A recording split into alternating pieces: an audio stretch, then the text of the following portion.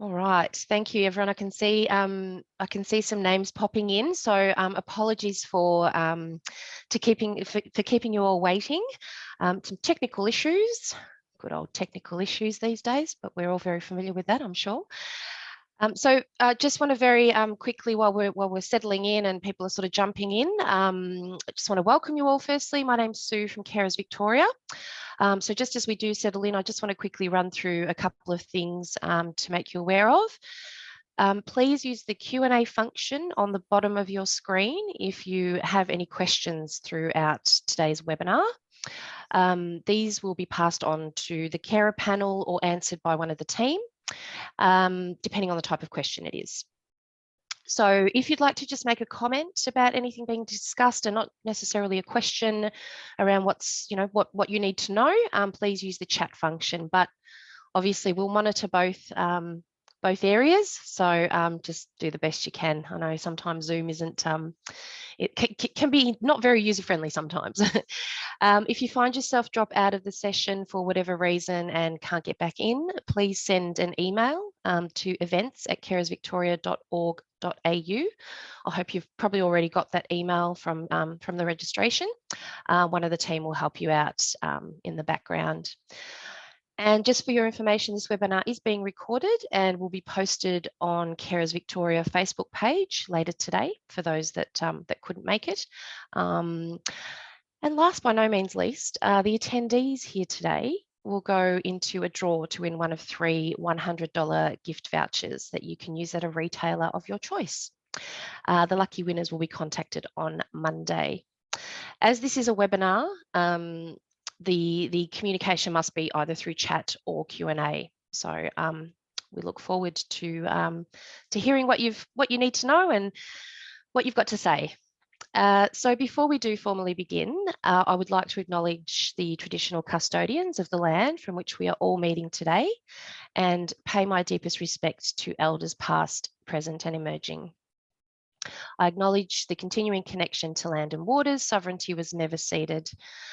I also welcome and acknowledge any Aboriginal and Torres Strait Islander people here with us this morning. So today, Carers Victoria has the pleasure of hosting a webinar with the Australian Digital Health Agency and their carer guest panel, who will be sharing valuable information as well as the carer experience using My Health Record. And as part of Carers Victoria's goals to make carers' lives better, we always want to ensure our caring community is informed about systems and services that may benefit their lives and those they care for.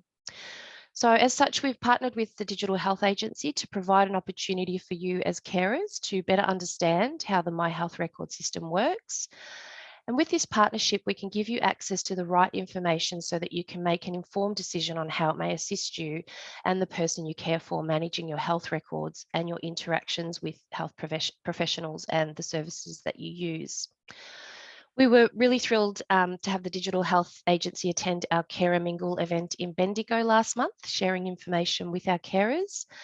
So those of you who are here today and who were at Bendigo Mingle will recognise a couple of the faces this morning.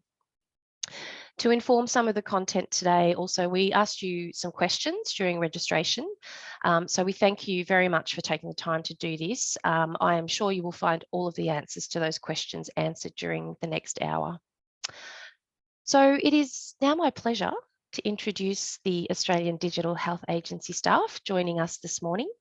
We have Brianna from Education, Beck from Community Relationships, Shaylin, who's a Program Lead, Gillian, who is a Program Manager, who will also be taking lots of notes in the background.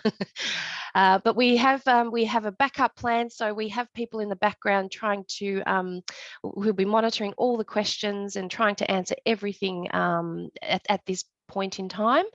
So please bear with us as we do get to your questions in a timely manner also. So I will hand it over to Beck now, and welcome Beck, and I will let you get the show on the road. Thanks, Sue. Welcome everybody. I'm just going to flick back one slide. So my name's Beck Jolly. I work at the Australian Digital Health Agency, and it's a pleasure to be here today with all of you. I'd also like to acknowledge the traditional owners of the land and pay our respects to elders past, present and emerging, and anyone who may be Aboriginal or Torres Strait Islander on the line with us today. I'd also like to do an acknowledgement of lived experience. We would like to acknowledge those who have had a lived experience of ill health, their families and support people. In particular, those who have chosen to share their experiences of navigating the health system to support our work here today. We acknowledge the extraordinary determination and courage it takes for people to revisit painful memories in the hope of shaping a better future for themselves and others, and we are deeply appreciative of this. So today we're going to run through a few things. I'm going to give you a really high-level overview of My Health Record. Some of you may be familiar and some of you may not, so that'll put us all on the same page. And we'll also, and more importantly, hear from our carers who work with us at the agency, Dee, Jackie and Imelda. And we'll hear from Imelda first. And then we've got some questions that we heard from you. There were some common themes to your questions when you registered, but by all means today is about hearing any other questions that you might have today.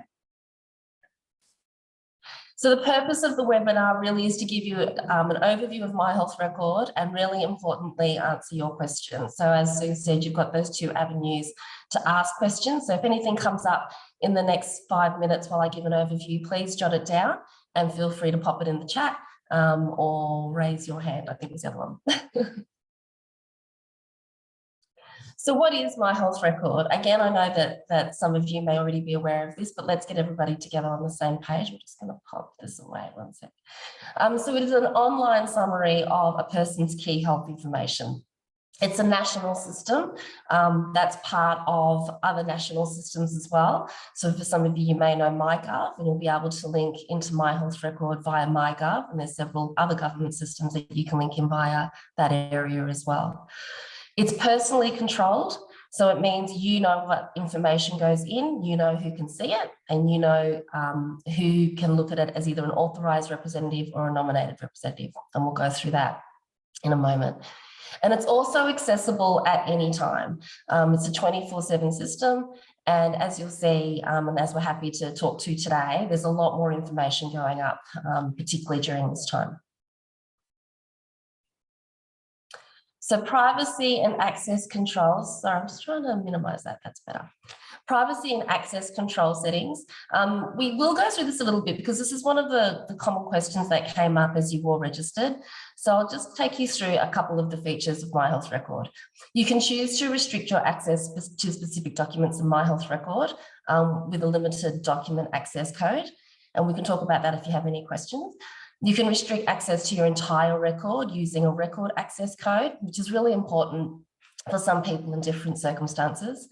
In an emergency, a clinician can exercise a break glass facility to allow temporary access. And you can also choose to receive an SMS or email alert when a healthcare provider accesses your My Health Record. So you're really aware of who's looking at what and when.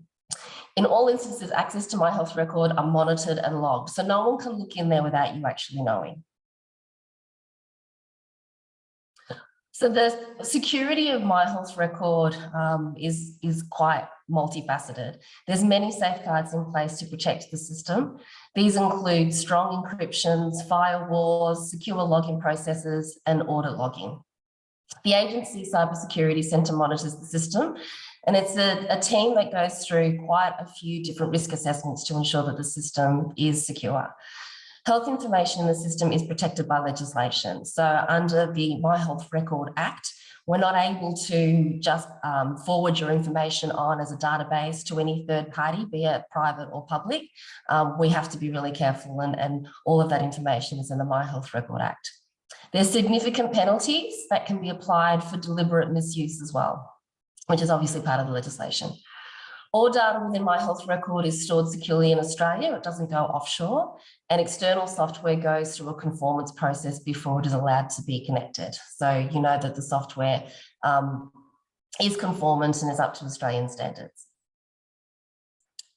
So the big picture, these are the figures we're seeing at the moment, and it's quite different to what we saw prior to COVID-19, and it's also something that shows a significant growth happening in the area.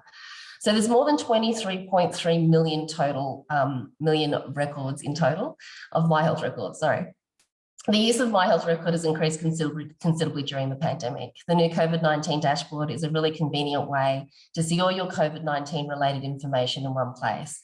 If you hadn't had a chance to go in and have a look, log into your My Health Record and have a look at the COVID-19 dashboard, and you can see that there is quite a bit of information in there, not only about your COVID-19 vaccinations, any of your PCR results, but also other respiratory information as well. So there's a bit of a diagram of how different states and territories are using the system. And in total, 96% of all records have data in them. So that includes pathology results, as we said, PCR results, and COVID vaccination information, plus others. So it's worthwhile having a look. If you looked at it a few years ago and thought there's nothing in there, log in and have another look. So what's in there? How are people using it? And this is another question that came up in registrations. So this month, which I think these figures are from May, over 13,000 people checked their record who had actually accessed their record as well. So Australians are trusting My Health Record to keep their health information safe, and also so that healthcare providers can view that record and information as well. I won't go through the graph there, but there's quite a bit of information, and we can also forward this PowerPoint out to you so you can just see over the months the increase. You can see there's been particular times, peaks that have increased, particularly in January 2022, when a lot of people were travelling and were worried about COVID for school holidays or Christmas.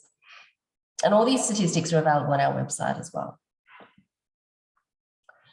So what are the benefits of My Health Record? It gives you a greater understanding of sharing health information between providers and also your own care and those who care for you. It can help break down communication barriers. It can improve access to clinical information, especially in an emergency or when you can't speak for yourself.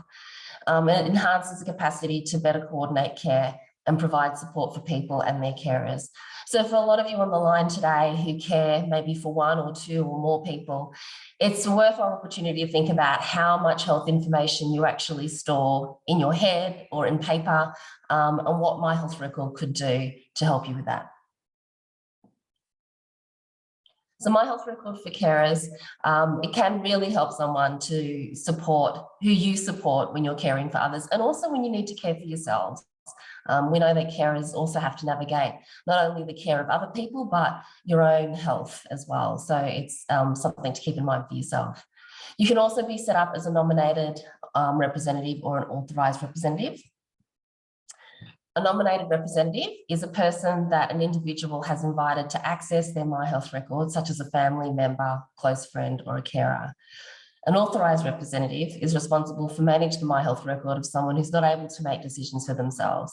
So such as a child under the age of 14, or it could be someone, under the age of 14, or it could be someone over the age of 14 if they're given that authorised representative.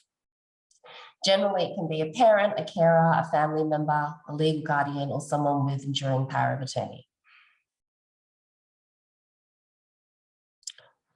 So advanced care planning is another feature that's in My Health Record. For those of you who are aware of advanced care planning, it's a document that can outline what your wishes are when you cannot speak for yourself, either when something happens to you in an acute or emergency setting, or even at end-of-life care as well. So My Health Record is the only national system that can upload your advanced care planning documents throughout all of Australia. And it's really a place where you can keep your wishes known, not just again for yourself, but for those who care about you. As a carer, you can be added as an advocate, you can add an advanced care document in custodian in a person's My Health Record, and you can be contacted should the need arise as well. So before I introduce you to our carers, I'm just going to flick over to Shaylin Padiachi. We have been doing a little bit of work on the ground in Bendigo. We know we've got some Bendigo people in the room today. So Shaylin's going to give you a couple of dot points as to what we're doing in Bendigo. Thanks, Shay. Thanks, Rebecca. Hi, everyone. Yeah, so we were lucky enough to get down to Bendigo with Sue and her great events team to join in the Mingle event that was held in Bendigo. We all had a great time with Elvis and some of the other entertainment there. So it was a really great opportunity to meet a lot of the carers in that Bendigo region. So some of the work we're doing in Bendigo at the moment is around really trying to, I guess, promote my health record. Bendigo is an extremely lucky area where we have a lot of organic connection. So we have the chemists are uploading to my health record, the GPs, the hospitals uploading your data, the pathologies, the radiology. So if you are living in that Bendigo region, you will find that if you go into my health record, you'll find a lot of information, particularly if you have been in to use those services. So it really is a great opportunity to showcase how my health record can work for you and what some of those benefits are. And at the agency, what we've tried to do is really promote that with consumers and providers to show both sections of the community how well this tool can work for them. And we're in the process at the moment of gathering some of the data that we've got out of our project. And hopefully we'll be sharing that back with Carers Victoria to let them know how we've gone with this. And, you know, we'd really like to thank everyone for coming along today and participating in this webinar, and really hope that it helps you and your journey as a carer to, you know, navigate the system better and you know, get some benefit out of my health record. Cool. Thanks, Beck. Thanks, Shay. So I'm going to introduce you to, or actually I'm going to hand over to them to introduce themselves, just given the time frames, if that's all right. You would have got a little bit of an idea of who we're talking to today. We have Imelda, Dee and Jackie with us, and they're some of our amazing carers who help and advise the Australian Digital Health Agency in the work that we do from the perspective of a carer, as well as from other lived experiences.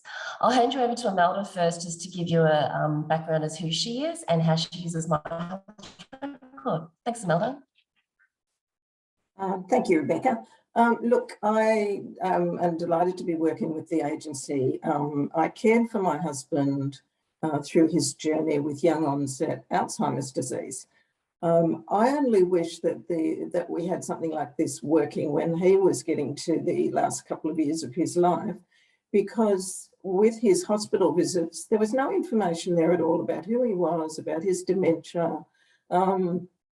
Today, there would be so much information for the doctors in emergency to just be able to look at, to see who he is, to treat him appropriately, bearing in mind that he was someone who was in the late stages of dementia, because as you know, they do a lot of tests when someone turns up in hospital. And as a result of them not knowing him, excuse me, as a result of them not having that information, there were treatments done which were just totally inappropriate. And so he passed away a few years ago. But the other angle for me with my health record is that there may be some people watching who are an incredibly healthy person like me. And so I've been able to use this to put on there things like the supplements that I take, my advanced care plan. I have an allergy which is not life-threatening, but I'm allergic to Band-Aids, the whatever the name of that stuff is that they use in all of those sticky dressings. Now, I've put that on my health record because if someone attends to me in emergency at some stage, or there's some reason why I can't explain, that will save me a lot of grief because they won't be using sticky stuff all over me. I have put, I've had a look at my record today, as a matter of fact. It's a bit disappointing my pathologist hasn't been putting stuff on because I have annual blood tests and I've asked them to put it on. So I really would hope that all of the allied health areas would come on board as quickly as possible, because we're all helping each other with this. And in the end, my experience of health will depend on the accuracy of what's in this record. So I'm really grateful for my health record. Thanks, Imelda. And I love what you said about, you know, the record is all about helping each other as well. It's exactly the tool for that. Hopefully you can stay with us for a few minutes, Imelda. I know you have to rush off. You're very busy, but really appreciate you sharing your experience with us today. Thanks. Thank you. I'm going to hand over to Dee now. Dee, would you mind introducing yourself and talking a little bit about your experience, please? Hi, my name's Dee Allen. I'm a mum of 2 daughters, a grandma of 1 and another one on the way. Yay. I have been a foster parent for over 30 children, and in 2016 I was Senior New South Wales Carer of the Year. I'm a carer rep for Carers New South Wales, a consumer advisor for New South Wales Intellectual Disability Health Service Advisory Committee, and a consumer advisor for Australian Digital Health. I also advocate for people with disabilities and the aged. I'm a full-time carer, started from the age of 13 for my mum, only because I was the last of 6 children. They all got married and left, so I was it. Then for when I was 18, I had my daughter, Leanne, and she had an operation and she had lost some oxygen during that operation. So at a very young age of 18, I became a full-time carer.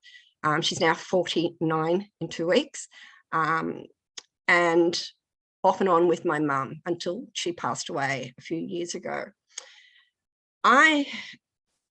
Leanne has lots of different disabilities.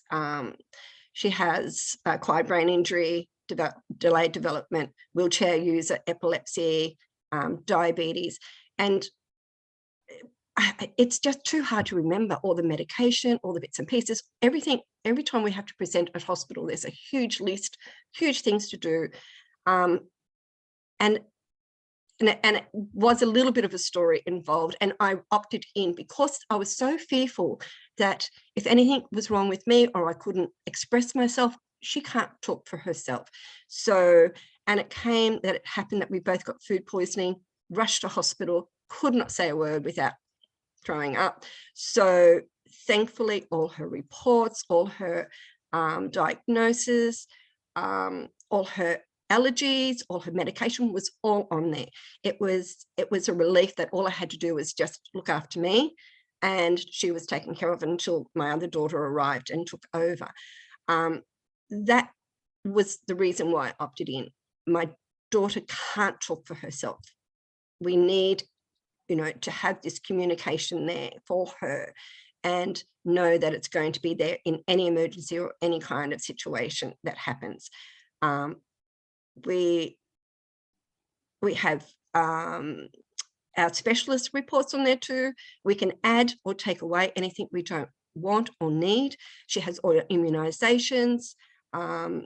We have also, what you can do is get a GP a shared health summary, and in that summary it has your health status, your medication, your known allergies, any adverse reactions, as well as any of your immunizations or up-to-date changes in your health or medications. You can find your discharge papers on there. You can find all your pathology reports on there. What we personally, for me, I'd like allied health to come on, your OTs, your speechies, and all those kind of things. We'd like because that will then add a meal plan so that straight away they know not to give her solids in hospital, and any other behavioural reports or any other things that would make her stay in hospital the best it can be. So that's what we're hoping to get into my health records as well. But you can upload anything that you really want to have on there. That is the most important. You can make a front page, highlight things, anything you want. It then is, especially for a carer, it relieves. We have so much to do, as all carers would, and I think this is it's really has. I'm passionate about my health records. I think it's the best thing ever. So yeah, so thank you. Thanks, Dee. And that example that you said about food poisoning for both you and your daughter, I mean, that can happen to any of us. So it's such a good example to show, like, something simple like that, how My Health Record can help in those instances. Thanks, Dee. And lucky last, Jackie. Thanks, Beck. Hi, everyone. I'm speaking to you from the Perth Hills, and it's of course a couple of hours. We're a couple of hours behind you, so it's a beautiful morning here at the moment. Anyway, so our situation, our household consists of my husband and myself, and we're older parents of a man with Down syndrome and autism. Tom's 37, and still is with us while the other kids have flown the nest a long time ago. We also have a 13-year-old granddaughter who has autism and intellectual disability. So I became interested in My Health Record, thinking about some of the things actually that Dee spoke about, emergency situations, when you have to go to hospital, or for times when, we can't be there with Tom. Who else knows him well enough to know all of his health background? We used to carry around a folder, a huge thing, whenever we went to the doctors. The issue really was, it's inconvenient. You may not have it with you in times of emergency, and it was always me writing in there my interpretation of the doctor's interpretation of, test results or whatever. So, but that was the original reason I was interested. But as I've become more knowledgeable in my time as a consumer advisor at the agency, I've realised that there are plenty of other things that we can use it for too. So as Dee said, the amount of information that you collect when you are a carer, I'm sure you're all familiar with that. Just perhaps to give you a bit of background for those of you not familiar with Down syndrome. So Tom doesn't have a great deal of speech. It's difficult to understand him. I interpret for other people quite often. If you have Down syndrome, you very likely have a range of health problems from sort of not terribly serious things through to quite critical health problems. And as you get older, these things tend to increase, just as they do with the rest of us, but it happens sooner with people with Down syndrome. So as Tom's heading towards 40, he is acquiring health issues that you would probably see in people, 20 years older. One of those things, and thankfully this hasn't happened at the moment yet for us, but Alzheimer's is very, very common in people with Down syndrome. So you can, and you need to have annual health checks to just keep an eye on things. So you can see that you actually do gather a lot of health information. We're finding this a lot more as Tom is getting older.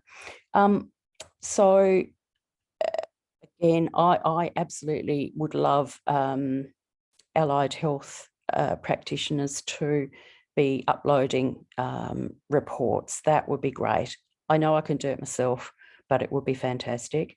And that also would be great for, it'd be really handy for NDIS stuff too. So if you're on the NDIS and you need reports from your OT or your speechy, exercise physiologist is one that Tom sees, and podiatrist, then if they were being uploaded automatically, then that would be great.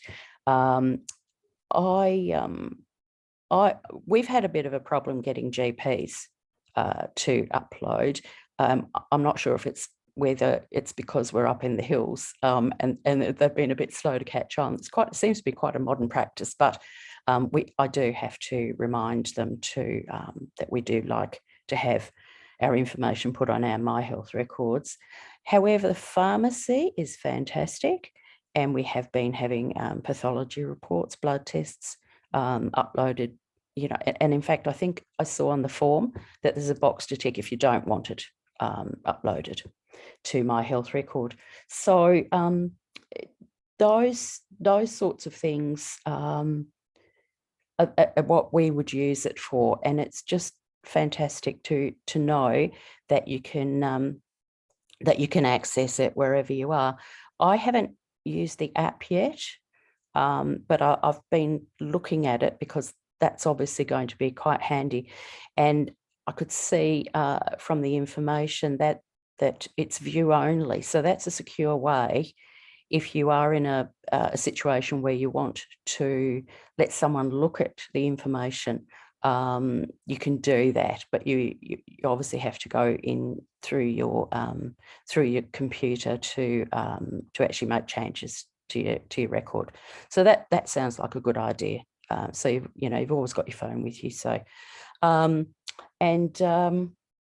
look, I think that's probably it. But just to say that it has more uses than I initially thought it would, and I can see that that's probably going to increase as we go forward, and we're all getting older, and we need to have our information there in one place. Thanks, Jackie. I think there's quite a few people on the line with you today who would just share your experience as a carer about having all that information, carrying around those folders. It's certainly something that we in the agency hear a lot. And like you said, it's what My Health Record is there for, is to really support carers and all consumers to have somewhere to put that health information that's safe and secure. And so you don't have to hold it in your head and your hands, that it can be somewhere that you can access. So thanks, Jackie. So we've got about 20 minutes or so now, which is a good time.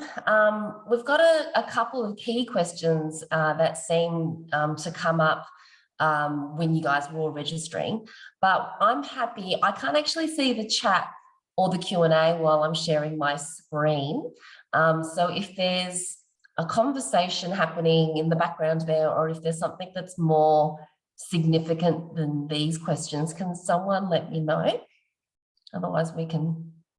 Beck, I think just from having a look at the chat, we've typed a few answers in already, but there is quite a few questions coming in around these themes. So it'd be great if you could cover off on these as well. Right. Okay.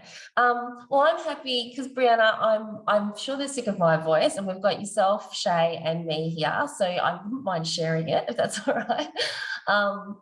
I mean, we can go into how to log on. I mean, visually, that's always a bit of a better thing to do.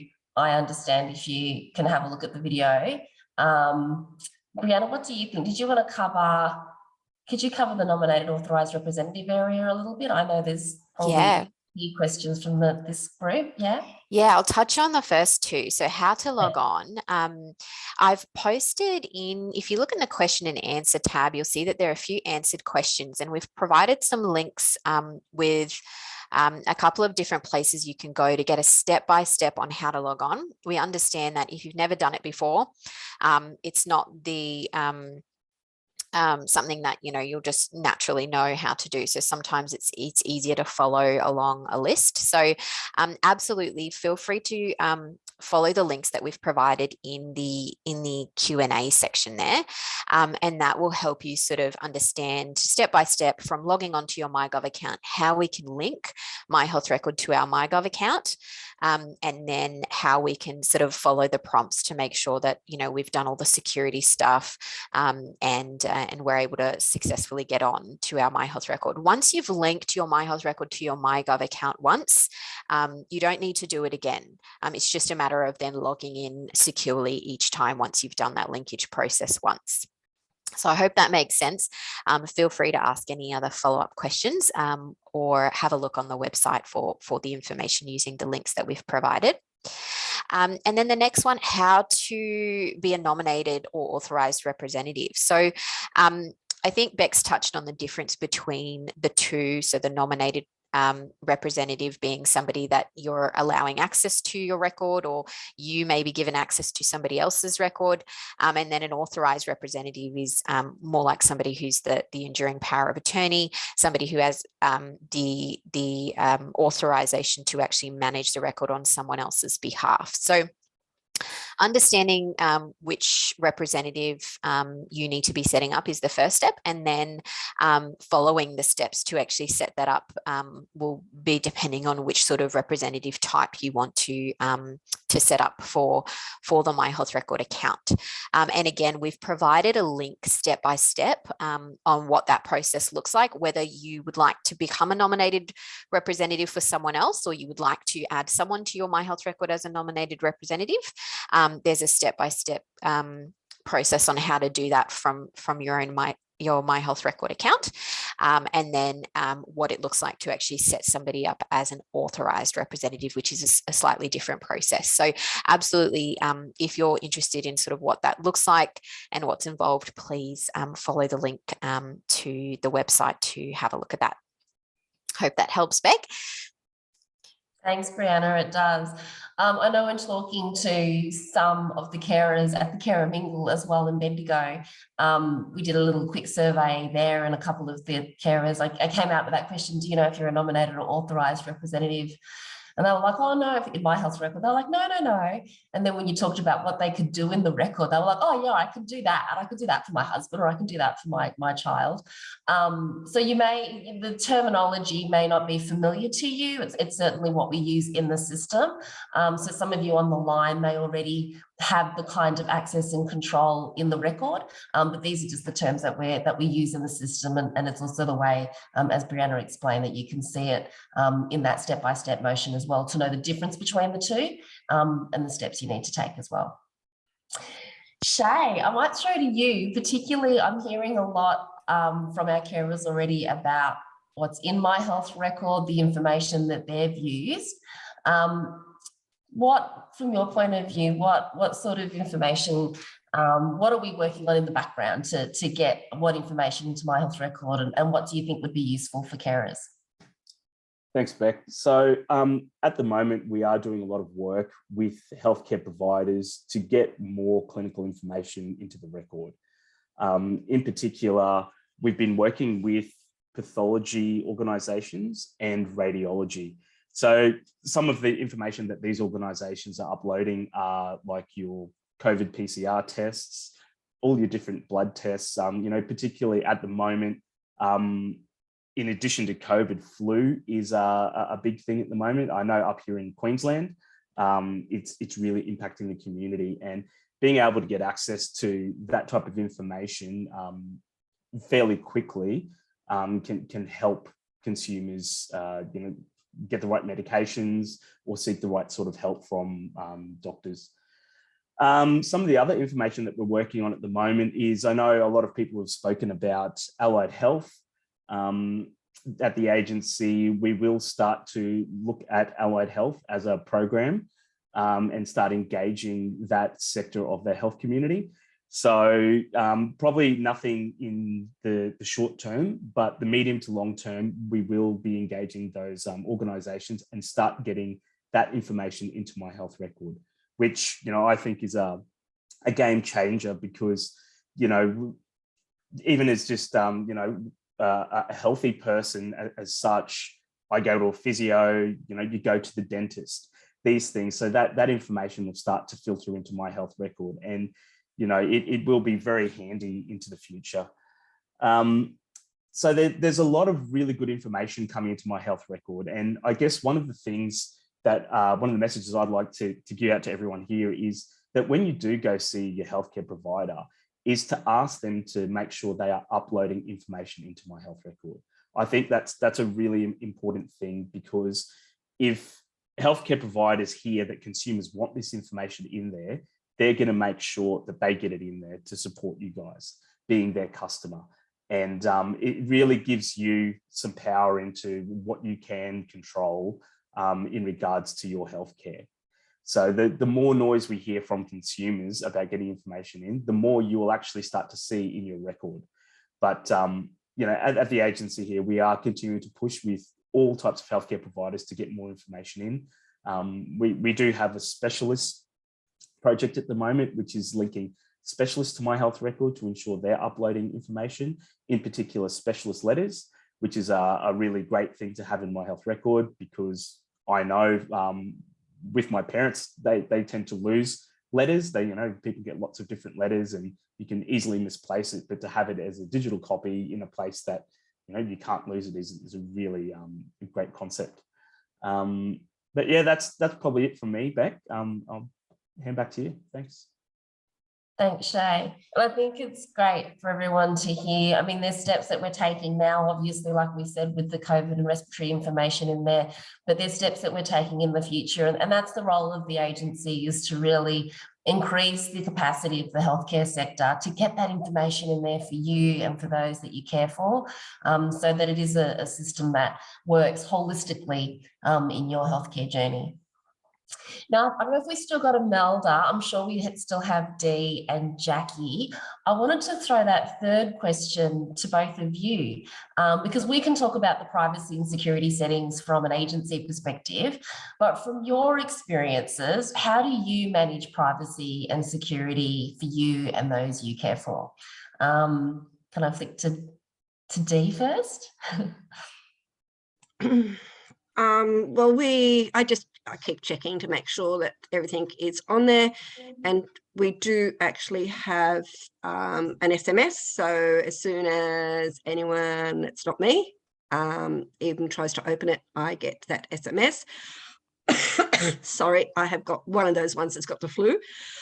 The other thing I was going to say, oh, hang on, we might have to go to Jackie for a minute. No worries, Dee. Catch your breath. Oh, thank you for coming as well then when you're still recovering. Really appreciate it. Jackie, are you here? Can we Yes. Well, I actually apart from the notification if the records are looked at, but I haven't set I haven't made any of the information. I haven't hidden it. So you can say, well, no, I don't actually want anyone else to have access to this. So you can do that. I actually haven't done it at this stage. There's nothing in there that I'm concerned about, and I do want. I do want in emergencies for the healthcare professionals to be able to see the information. And something I thought about that is actually really critical is drug interactions. So with I want to make sure that that's readily available for Tom, because one of the medications that he takes when he's having an acute when he has an acute situation of one of his health problems is contraindicated with antivirals for COVID. So I really want, I want people to be able to access the information they need. So I haven't set any of those other controls. Sorry, I'm not, I know you can do it, but I haven't done it yet. No, that's good, Jackie. I mean, and this is why we're here today, because every carer is going to manage their records for themselves and those they care for differently. So you're open to people having a look at all the information. The security is there if you need it. But ultimately, you're quite, clear that there's nothing in there that you want to, secure or block at this stage. So I think that's great for carers to hear that there's, different ways of using the system. Yeah, I am. Sorry. Hi, Dee, you're back. Yeah, I'm back. I just want to put another perspective, especially of carers, that a lot of the problems my daughter and I've had in hospitals, one, they don't want to listen to the carer. And we know we're the ones that know their loved ones the best, but they still don't see us. I don't know what it is, but hopefully that will change. Again, it's all about feedback. It's all about telling them, sput out, like my daughter's had 4 near-death experiences because of their misdiagnosis or their wrong diagnosis, plus because she has a cognitive disability, everything seems to be, it's a behavior. Oh, she's got Tourette's. And I'm going, she's 43. How can you get Tourette's at 43? And so all these things we need to actually put down there as well, that all the tests that have been done and what the diagnoses are, but again, the diagnoses that have been disproved as well, because I am so over going in there, too scared to leave my daughter alone because they put her on psychotic drugs because they did think she had Tourette's. She had aspiration pneumonia and she passed away. I had to resuscitate her. So this is the things that we need, and it's feedback. It's pushing your doctors. It's pushing your hospitals. It's about your health, the one that you love. It's their health. People with disabilities or cognitive or aged die 15 years younger or earlier than anyone else in society because they get abused. Their medication isn't logged in properly, or there's so many reasons, and it's all got to stop. And only we can do it. It's our feedback. It's our pushing, because we're the ones that know best. It's the carers. So don't ever be scared to put your hand up or shove them out of the way. I've done that lots of times. But anyway, but yeah, I think that is probably one of the major things that I found with my daughter. Thanks, Dee. And again, I'm sure there's many on the line that would be listening to your experiences and nodding their head and feeling very similar. It's a tough position being a carer, particularly in those emergency acute settings. I can't imagine. It's just a really hard job all round, but then get into those environments.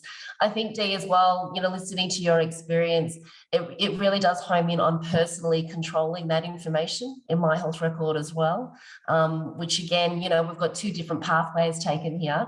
So I think for carers to know that, there's different ways to use the system, as you've both explained, that are best for you and who you care for. And it's up to you. That's the whole point of the system. It's you personally control what's in there. Now, I think we have, am I going to squeeze in? I've got 3 minutes. Is there any outstanding questions or anything on the chat or Q&A that anyone wants to yell out that we can cover? Beck, it's Sue here. I just did notice a question a little while back around historical data. Is that people able to upload that, or who does that? How is that done? Brianna, do you have more on that one? Good question. Yeah, great question. So what we will also share is links to the consumer module. So we've created step-by-step modules on understanding, the My Health Record platform and how you can use it and how you can share information. So it depends on the type of information you want to share. And there might be different places in the My Health Record that you can share and upload that information. But for example, there is a document that you can upload. It's called a personal health summary. And so you can complete that personal health summary with your own information, such as, diagnoses, medicines, things like that, or past procedures. And that might be really useful to inform the rest of your healthcare team that is viewing that personal healthcare summary as health providers. And then there are also other ways that you can add information. So I'd recommend keep your eye out for our follow-up resources that we'll be sharing. We'll be sure to share those step-by-step modules and all the information on our website. If you've never done this before, it's your first time, absolutely.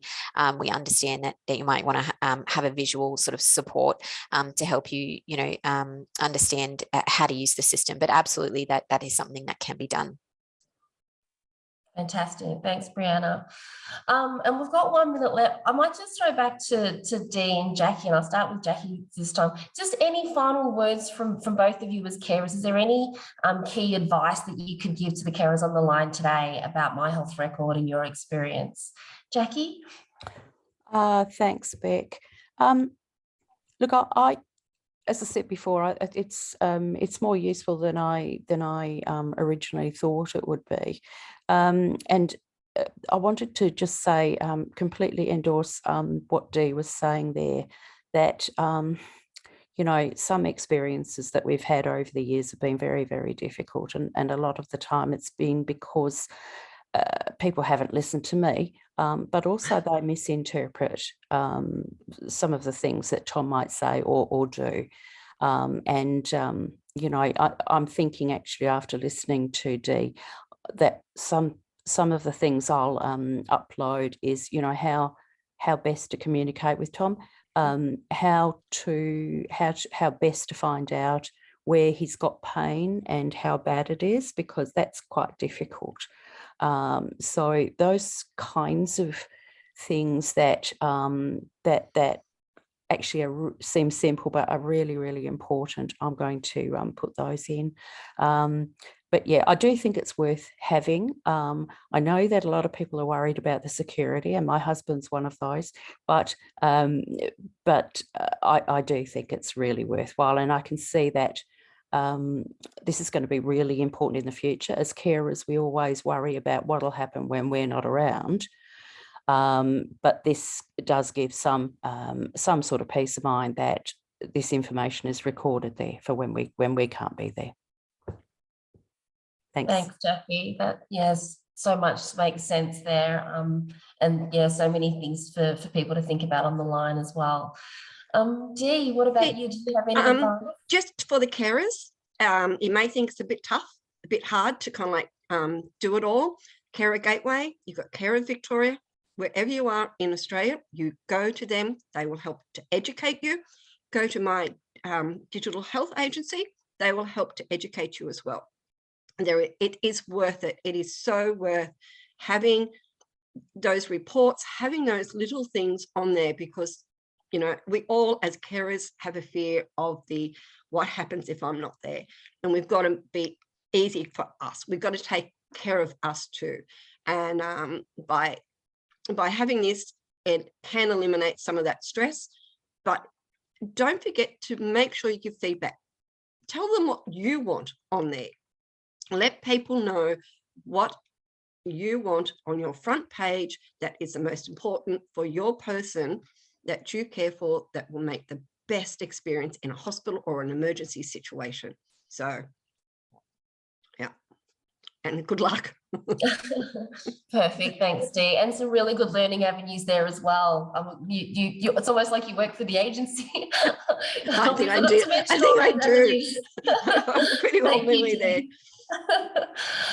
So thanks everyone, Dee and Melda and Jackie in particular. I love hearing your experiences, and it really does bring it home for us why my health record is so important. To all the carers on the line today, I hope you've had some food for thought listening to our carers and to the team here at the agency. If there's any other questions that we can answer, we'll collate those with Carers Vic, and we can come back to you with a little bit of a Q&A sheet as well, with some of those links that Brianna was mentioning too.